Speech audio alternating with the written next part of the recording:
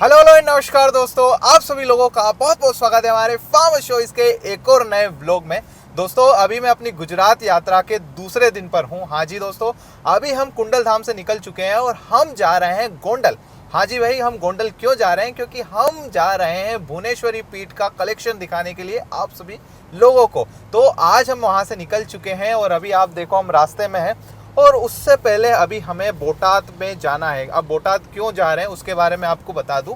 हमें अपनी गैयाओं के लिए, आपने देखा ही होगा ना, वो सोने जैसी चेन आती है जो कि गैयाओं के गले में रहती है। हालांकि वो पीतल की रहती है पर बहुत प्यारी लगती है और गैया का लुक उससे काफ़ी बढ़ के आता है। तो अभी हम फिलहाल बहुत टाइम से ढूंढ रहे थे कि ऐसी कहीं पर चेन मिल जाए या मिल जाए। तो फिर अंकल जी ने बताया। अंकल जी कहाँ पे मिल रही है वो? बोटाद में मिल रही है, चेन साहब है। अच्छा, शॉप पे जाएंगे, वहाँ पूरी साज सज्जा के गौ माता के और घोड़ियों के सामान मिलेंगे। मतलब गाय के भी मिल जाएंगे गाय और के मिलेंगे। अच्छा, तो चलो अब वहीं पे चलते हैं और आपको दिखाते हैं। और देखो अभी हम इस रास्ते से निकल रहे हैं। आज हमारा दूसरा दिन है गुजरात के अंदर। दोस्तों अभी हम पहुंच गए हमारी लोकेशन पे, जहां पे हमें अपनी गैयाओं के लिए बहुत सारी चीज़ें लेनी थी। तो ये वाली लोकेशन है, आप देखो जस्ट रोड के पास में ये वाली दुकान है। और भाई यहाँ से हमारे अंकल जी गए हैं लेने के लिए। वैसे है ना, हमारे साइड में ये सब मिलता नहीं है, तो इसके लिए स्पेशल गुजरात हमें आना पड़ता है। तो अभी अंकल जी ने क्या क्या सिलेक्ट किया है? क्या किया अंकल जी आपने? ये हम एक देख रहे हैं, नंदी महाराज के लिए गले में बांधने की घंटी वाला एक सिस्टम है। तो अभी और कुछ आइटम पसंद नहीं आ रहा, हम भैया और बुला रहे हैं मतलब। अच्छा, और बुला रहे हो? यहाँ पे आप देखो ढेर सारा इनके पास अलग अलग चीजें। वो अभी बता रहे थे कि कुछ वो ऑनलाइन भी मतलब ऐसे भेज देते हैं। अच्छा, ऑनलाइन भी भेजते हैं क्या? ये देखो बहुत सारी चीजें यार, बहुत सारी। और मेन तो हम इस टाइप की ये चेन जिसका मैं कह रहा था ना आपको, ये वाली चेन है वो। ये देखो, बाकी बहुत सारी घोड़ों के लिए भी है और गैया के लिए भी है और नंदी के लिए भी है। हाँ ये भी बढ़िया है। ये गैया के लिए थोड़ी है, घोड़ी के लिए, घोड़ी के पाँव के लिए है। तो चीज़ें तो बहुत सारी है। हाँ, अभी गैयाओं के लिए यही है। एक लॉकिंग सिस्टम भी अच्छा है। अरे हाँ, ये वाला, ये बहुत बढ़िया है। ये रस्सी से बांध के। हाँ। हमने ये चेन देखी राम भैया, ये वाली हमने चेन देखी है, ये वाली गले में बांधने के लिए, पर ये हमें और पतली लग रही है। तो सेठ जी ने अपने लिए और ये मोटी वाली चेन बुलाई है। अच्छा, इसमें और मोटी लेनी है? हाँ, और मोटी ले लेंगे। ये तो सिस्टम लॉकिंग का बहुत बढ़िया है। हाँ, इसमें भी ये एक लॉकिंग का है और एक ऐसा है कि जैसे कुछ खुल जाते हैं, तो इसमें एक जो है ये लॉकिंग का सिस्टम, ऐसा अगर ये लॉक करा और ये इसको ऐसे कस दिया, ऐसे ये बोल्ट को कस दिया, अब ये क्या है, ये खुलेगा नहीं।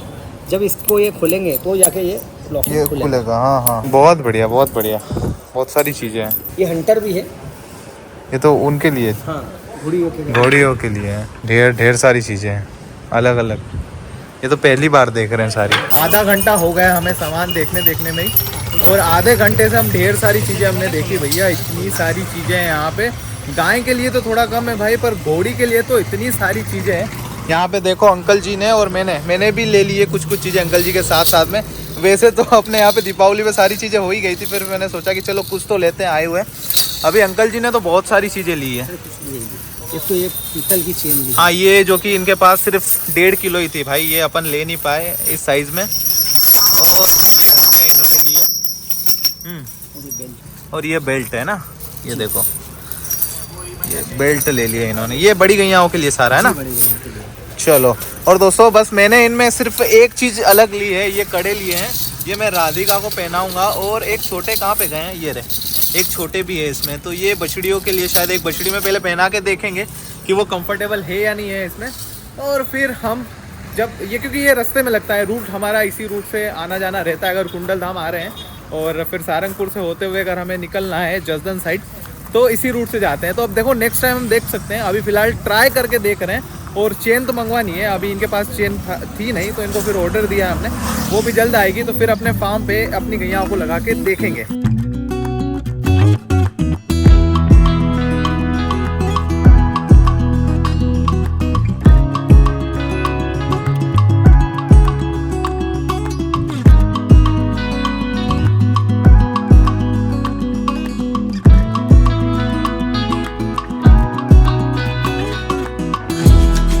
दोस्तों अभी हम आ चुके हैं आचार्य जी के फार्म हाउस पे। यहाँ पे देखो घोड़े जा रहे हैं, आप देखो भैया व्यू क्या प्यारे प्यारे यार, आप देखो।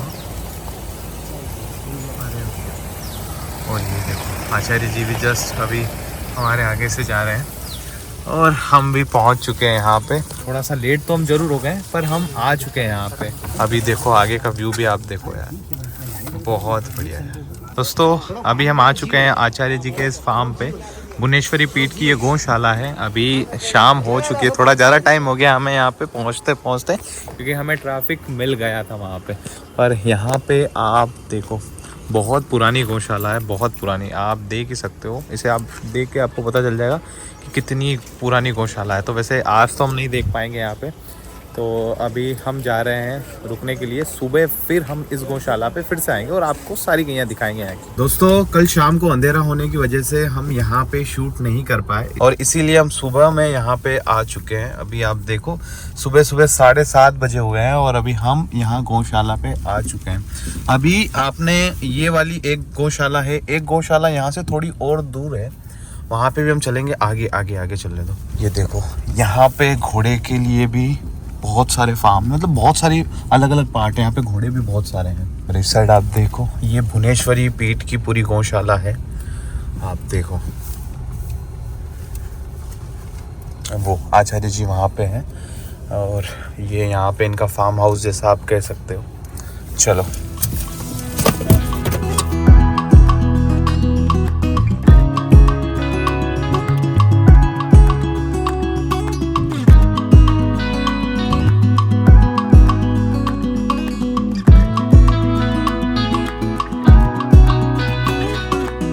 अभी हम पहुंच चुके हैं भुवनेश्वरी पीठ की गौशाला पर। आचार्य जी हमारे साथ में मौजूद हैं। आचार्य जी नमस्कार। नमस्ते।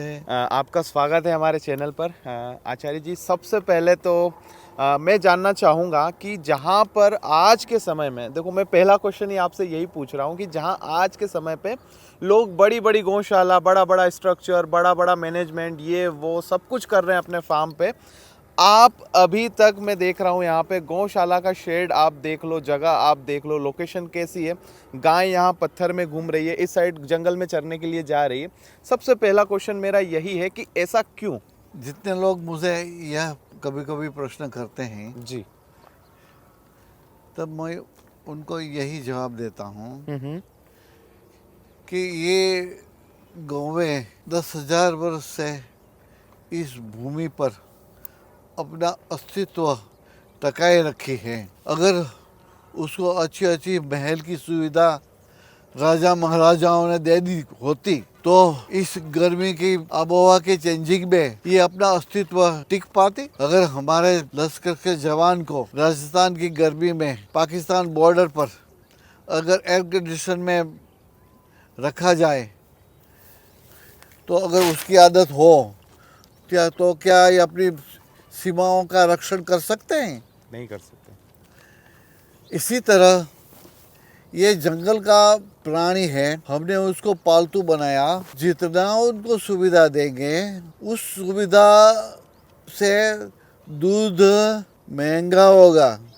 जी, जितना दूध सस्ता करना है जी, और उसमें से आपको मालिक को पैसा मिलना चाहिए, गौओं को खिलाने के लिए उसके पास पैसा होना चाहिए और गौओं को भी अपने दूध से मालिक को फायदा कराना है, अपने दूध से अपने बच्चे को दूध पिलाना है और पेट में जो बच्चा है उसको भी न्यूट्रिशन देना है। तो ये सब जो चीज़ करना है उसके लिए उसको इतना तैयार होना चाहिए। गाय है वह एक्सपेंसिव न होना बहुत ज़रूरी है। अगर उसको रहने का, खाने पीने का और उसको हम हर महीने जो सुविधाएं दिया करते हैं हम, वह अगर एक्सपेंसिव होगा तो ये गौवें आर्थिक रूप से एफोर्डेबल नहीं होगी। जी, जी। अगर आचार्य जी यहाँ पे ये गाय जा रही है, अभी आप इसके बारे में बता रहे थे कि आपके यहाँ पे ये 9th जनरेशन है। हाँ, 8-9 जनरेशन की ये गौवें हैं जी। तो इस जनरेशन के बाद में बताऊं। हाँ जी, हाँ जी। और ये इसीलिए मैं ऐसी गौवें प्रोड्यूस करना चाहता हूं जी। और ऐसे बुल मैं प्रोड्यूस करना चाहता हूँ जो ग्रेजिंग पर या इतने ऐसे नॉन न्यूट्रिटिव जो खुराक आप दे तब भी उसका फूड टू मिल्क का रूपांतर है, उसमें उसकी ताकत ज़्यादा बढ़े। जी। इसके लिए ज़रूरी है कि स्मॉल मीडियम साइज़ के एनिमल होना चाहिए। अगर ये ब्राज़ील का सीमेन आ गया है, लोग इसका उपयोग करेंगे, इसमें बड़े बड़े एनिमल 600-700 किलो के एनिमल उत्पन्न होंगे। तो सबसे पहले तो इस 700-600 किलो के एनिमल को अपना वजन उठाने के लिए जी। उनको ये आपको खुराक देना पड़ेगा। उसके बाद उसको दूध बनाने के लिए खुराक देना पड़ेगा। इसके लिए आपको इतना ज़्यादा खर्च होगा कि आप दूध का उत्पादन है वह उसका cost of milk producing will be more expensive. तो मुझे ऐसा लगता है हम ऐसे एनिमल बनाएं इकोनॉमिकली एफोर्डेबल हो, और इस एफोर्डेबल एनिमल बनाने के लिए उसको जितनी ज़्यादा अच्छी सुविधाएं दी जाती हैं उसको कम करके कम से कम सुविधा के साथ उसका लालन पालन हो, उछेर हो और उसके बाद उसका ब्रीडिंग हो, ये बहुत बहुत बहुत बहुत ज़रूरी है। और ये हम काफ़ी साल से यही कर रहे हैं। जी। तो इस हमारी ये ब्रीडिंग फार्म में कोई सुविधा नहीं है। गर्मी की सीज़न में कोई सुविधा नहीं है, बारिश के सीज़न में कोई सुविधा नहीं है, शीत की सीज़न में भी कोई सुविधा नहीं है। उसको ये तीनों ऋतु को सहन करना पड़ेगा और अपना जीवन है व्यतीत करके अच्छी तरह से हमें दूध देना पड़ेगा। ऐसी एनिमल हम यहाँ बना रहे हैं। जी। और अगर कोई गाय इस मौसम में अगर बीमार हो रही है तो हम ये समझें कि वो कमज़ोर है। अगर कोई देसी नस्ल की गाय भी कोई किस प्रकार का उसके रोग है इज़ वेरी इम्पोर्टेंट। हाँ, ये भी है। अगर उसको कोई बुखार है, ऐसा कोई है, तो भी उसके मुताबिक उसकी सारवार होता है। जी। अदरवाइज ये पूरा एरिया आइसोलेटेड है, क्वारंटाइन है। इस बाहर की गौ यहाँ आती नहीं है, इसलिए कम से कम इस गौओं को रोग होता है। बराबर। इसी कारण रोग पीड़ित नहीं है ये पूरा हर्ड। जी जी जी जी। आज आचार्य जी, मैं देख रहा हूँ आपको गौओं का काफ़ी एक्सपीरियंस है। मतलब आप एक एक चीज़ उसकी बता रहे हो, नस से आपको सारी तक उसकी पता है। मैं ये आपसे जानना चाहता हूँ, आने वाला फ्यूचर क्या है? जो गौ पालन कर रहे हैं हमारे जैसे लोग, जो आप जैसे यहाँ पे भी हमने देखी बहुत सारी गौएँ हैं, आने वाला फ्यूचर क्या है गौओं का? जब तक दूध का भाव बढ़ेगा नहीं तब तक ये गौएं प्रॉफिटेबल होने वाली नहीं है। इस देशी गौओं का सामना क्रॉसब्रेड एनिमल से होता है और अनपढ़ गोपालों का सामना पढ़े लिखे साइंस वेटरनरी साइंस में बड़े बड़े डिग्री लिए हुए जिनका पगार लाखों और करोड़ों में है, उनके साथ इनका सामना है। तो इस सामना से इस देशी गौवें और ये जो अनपढ़ जो गोपालक हैं उसका उनके प्रॉब्लम अगर गवर्नमेंट समझेगी नहीं तो मैं 1940 से 2024 तक देख रहा हूँ जिसके पास 100 गौवें थी 1940 में, जी। आज उनके पास एक है खाली। 99% जो ये नुकसान हुआ है, ये बातें करने से कोई उसका उकेल आने वाला नहीं है। और एयर कंडीशन ऑफिसों में बड़ी बड़ी डिग्रियों से इसका उपाय होने वाला नहीं है। इसका उपाय जब आप विलेजेस में जाके उसका उपाय ढूंढेंगे तभी उसका उपाय मिलने वाला है। दिन प्रतिदिन ये मुझे मैं देख रहा हूँ अपने लोगों से ही इस देश का पशुपालन क्षेत्र में धीरे धीरे नुकसान हो रहा है। तो फिर इसका नुकसान कैसे भरपाई हो और कैसे फिर से हमारी जो दिव्य वंशावली वाली अच्छी जो गौवें हैं जी। उसका फिर से प्रभाव कैसे बढ़े। तो ये बात भी मुझे बहुत बहुत सोचने लायक है। और ये इस बारे में अगर समय से अगर नहीं सोचा गया तो जे आज भी जो हमारे पास है वह भी हम वही गवाएंगे, ऐसा मुझे लग रहा है। तो ये नुकसान बढ़ रहा है पहले के मुताबिक या फिर एकदम एकदम झड़प से बढ़ रहा है। बढ़ रहा है? हाँ, बातें करने वाले बहुत है, बराबर है। जिनके पास है अच्छा परिणाम, ऐसे कौन है।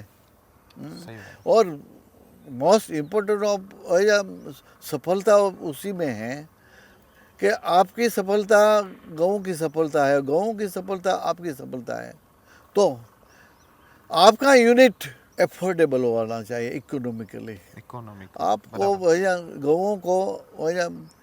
गाँव के पास से आपको भैया उसका खर्च काटने के बाद निकालने के बाद आपको थोड़ा बहुत पैसा मिलना चाहिए, मालिक को मिलना चाहिए। बराबर। तो चाहे वो गोबर से आए, गोमूत्र से आए, कैसे भी आए, अगर यूनिट इज अफोर्डेबल और इकोनॉमिकली अफोर्डेबल और नफाकारक है, देन ग्रेजुअली ये सब वही जो आज तक जो उल्टा हो रहा है उसका वही पॉजिटिव पॉइंट भी आ सकता है जी। मगर उसके लिए एनवायरनमेंट चाहिए, और एनवायरनमेंट बनाने वाला वह समाज नहीं है, वो सरकार है। सरकार को ये एनवायरनमेंट बनाना चाहिए। और उसको ये एनवायरनमेंट बनाने के लिए तो वह थोड़ा बहुत गवर्नमेंट को वह भोग भी देना पड़ेगा। मिनिस्टरों को भी मुझे इसके बारे में कुछ सोचना पड़ेगा। अगर सही ढंग से ये बात अच्छी तरह से लागू हो गई तो मुझे लगता है ये बहुत इतना कठिन कार्य नहीं है। किसान आज के समय में, आप जैसे दूध की बात कर रहे हो, मेनली तो यही है कि गांव के अंदर किसान का घी नहीं बिकता है आचार्य जी, सिर्फ दूध के ऊपर फोकस है। अब अगर हम यहाँ पे आते हैं भुवनेश्वरी पीठ में, तो यहाँ पे देखते हैं हाईएस्ट मिल्किंग वाली गाय है। अगर ऐसी कोई किसान अपने घर पे तैयार करना चाहे तो क्या आप उसे एक मतलब कुछ टिप अगर आप देना चाहें कि गाय कैसे तैयार करें, बच्चियाँ कैसे तैयार करें, जो कि आने वाले टाइम में मतलब देश को भी बढ़ाए, किसान को भी बढ़ाए? बहुत वर्ष पहले, 40 साल पहले एक गवर्नमेंट ऑफ इंडिया की मीटिंग में मैं दिल्ली गया था जी। तो उस समय जो एनिमल फूड है वो एक्सपोर्ट करने की बात हो रही थी, तब ये चर्चा हुई। मैंने उस समय भी 40 साल पहले भी यही वही मीटिंग में यही रखा था। आप अगर खाने की चीज़ है, गौवों के खाने की चीज़ है, वह आप एक्सपोर्ट कर देते हैं, क्या कर रहे हैं, क्या कैसे होगा? अगर एक्सपोर्ट हो जाता है तो फिर विलेजेस में या शहर में और ब्रीडर को सस्ता गौवों का खुराक तो मिलने वाला नहीं है। अगर ये खुराक सस्ता नहीं मिला तो जो दूध का जो cost of producing of milk वो जितना है वह बढ़ेगा।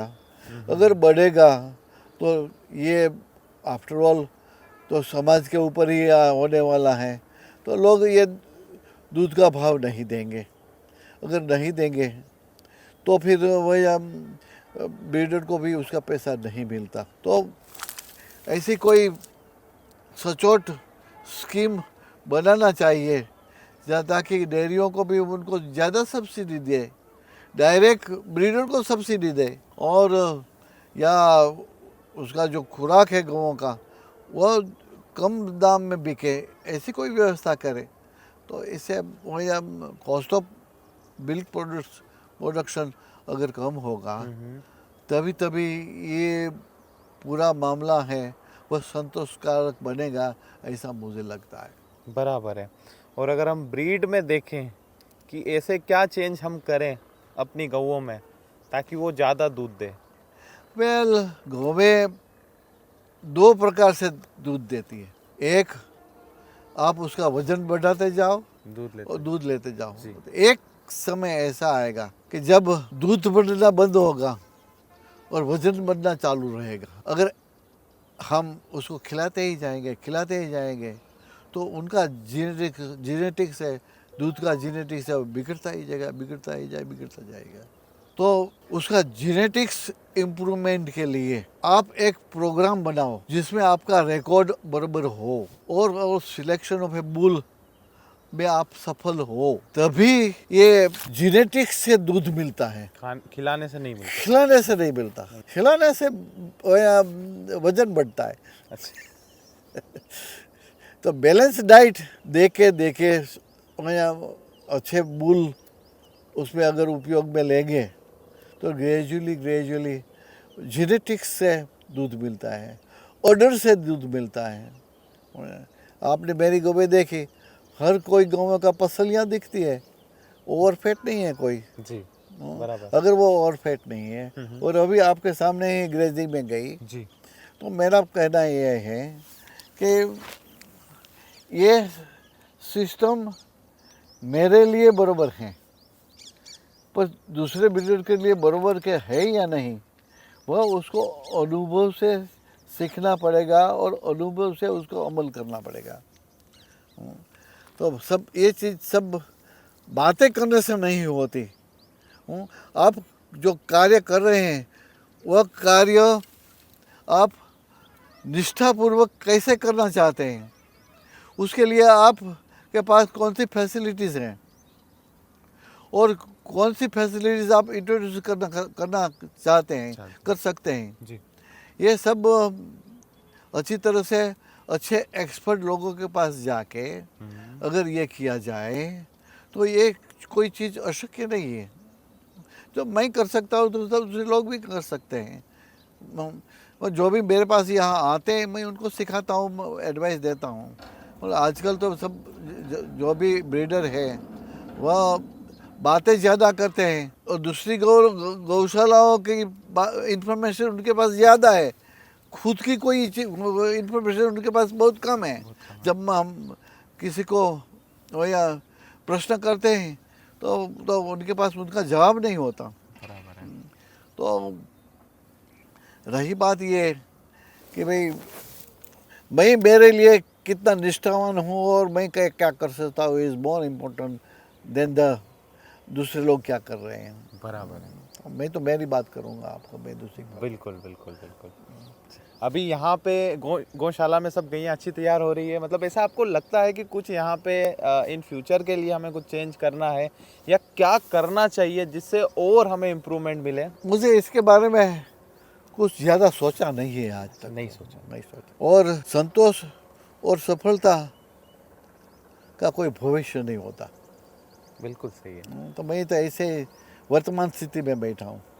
जी बिल्कुल है, बिल्कुल। तो आचार्य जी, आज आपने बहुत समय दिया, बहुत सारी चीज़ें आपने शेयर की।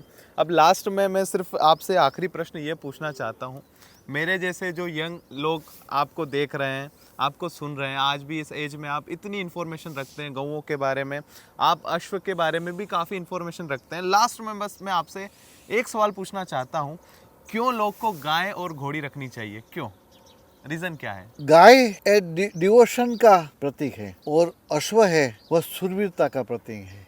जो शूरवीर है वह अश्व रखते हैं जी और सम्मान के लिए जीते हैं। जो गौवें रखते हैं वह धर्म के लिए जीते हैं। बराबर, बिल्कुल है। और जो दोनों साथ में रखते हैं वो दोनों साथ में रहते हैं तो दोनों सद्गुण उसमें हैं। बराबर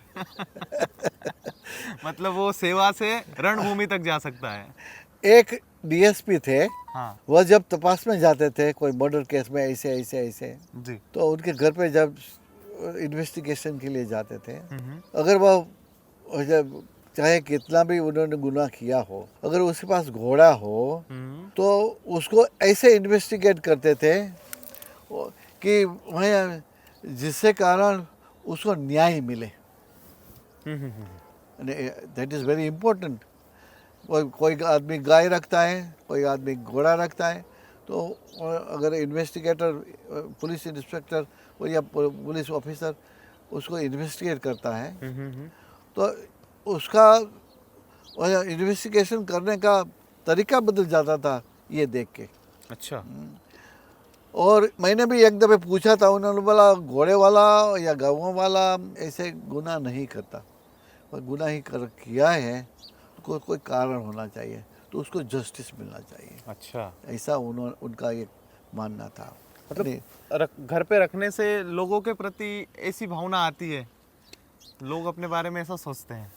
कई राजा महाराजा हाँ। वह एक अलग प्रकार का जीवन जीते थे, तो जो उनके एडवाइज़र थे वह उनके प्रिंस प्रिंसेसेस को, राजकुमार को, राजकुमारी को एक एक पेट देते थे। कुत्ते का पेट, तोते का पेट। वह इसलिए देते थे कि वह जो बड़े बड़े महल में अकेले अकेले रहते हैं, तो उनको जो एनिमल है उसके तरफ प्रेम करने का भाव उत्पन्न हो। कई लेडीज़ को जब बच्चा नहीं होता जी, तो हमारे यहाँ काठियावाड़ में रिवाज है, उसको बोलेंगे तो कोई छोटा बच्चा है उसको झुलाओ और गाओ। तो ये झुलाते झुलाते वह गाती रहती थी, तो गाने के बाद उनके दिमाग में जो विचार चलते थे, इससे उनके जो हार्मोन चेंजेस आते थे, और हार्मोन चेंजेस होने के कारण उनको बच्चा होता था। अरे ये किसी को पता नहीं है, आज पहली बार सब भूल गए हैं ये चीज़। दोस्तों अभी हम उस गौशाला से यहाँ पे, जहाँ पे हम अभी स्टार्टिंग में आए थे, उस वाली जगह पे हम आ चुके हैं। यहाँ पे देखो इनके दो प्यारे प्यारे गिरबुल हैं यहाँ पे। भैया आप इनकी हाइट तो देखो, और ये देखो भैया नंदी महाराज कहाँ पे चढ़े हुए हैं, ये यहाँ पे चढ़े हुए हैं देखो। अरे भाई बहुत यार, मतलब आप सोचो यार, क्या इसका शरीर देखो, आप मेरा हाथ देखो कितना छोटा लगता है इसके सामने। ये देखो ये हाथ भी इसके सामने छोटा लग रहा है, और ये देखो ये इस साइड देख रहा है। और हम अभी आगे चलते हैं, और आपको इधर का भी बहुत बढ़िया बढ़िया कलेक्शन है। अभी वहाँ पे इनकी मेन गैया तो सारी वहाँ पे रहती है, जितनी भी दूध देने वाली। यहाँ पे ये सारे पार्टीशन बिल्कुल खाली है। एक बुल ये रहा यहाँ पे, ये देखो ये थोड़ा छोटा है। और इधर इनके अश्व हैं। ये काठियावाड़ी ब्रीड है, ये देखो बहुत बढ़िया, बहुत बढ़िया। और इस साइड में आपको दिखाता हूँ, ये देखो भाई साहब क्या गाय है यार, क्या गाय है। ये देखो ना यार, कितना प्यारा व्यू है, आप देखो तो सही यार, कितनी सुंदर। देखो एक तो पीछे छुपी हुई है, वो वाइट वाली आप पीछे देखो भाई। और वो पीछे वाली इससे तगड़ी है यार, पर वो अभी सामने नहीं आ रही है, वो उसके पीछे है। भाई साहब बहुत बढ़िया, बहुत शानदार। अंदर ये देखो 6 महीने के हैं ये तो, ये देखो बहुत बढ़िया यार। काठियावाड़ी ब्रीड है ये। इनकी खास बात ये रहती है, हाइट में तो ये छोटे रहते हैं, पर इन्हें बीमारियां बहुत कम आती है। ये देखो बहुत सुंदर। तो अभी ऐसा विचार तो नहीं हुआ है कि फार्म पे लें इन्हें, पर अगर होगा इन फ्यूचर तो अपने फार्म पे भी एक अश्व अंकल जी भी लेंगे ना अंकल जी। तो 2 अश्व का विचार चल रहा है अभी फिलहाल, देखते हैं क्या होता है। देखो अभी हम इस साइड आए हैं, और इस साइड ये सारे बुल के लिए तैयार हो रहे हैं, मतलब लगभग तैयार ही हैं।